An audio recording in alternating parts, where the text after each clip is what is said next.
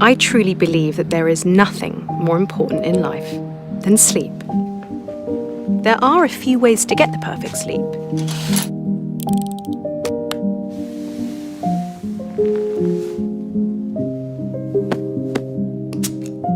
And what I've learned is that the key to great sleep is temperature, but direct wind actually can disturb it. So I keep my room cool without direct wind.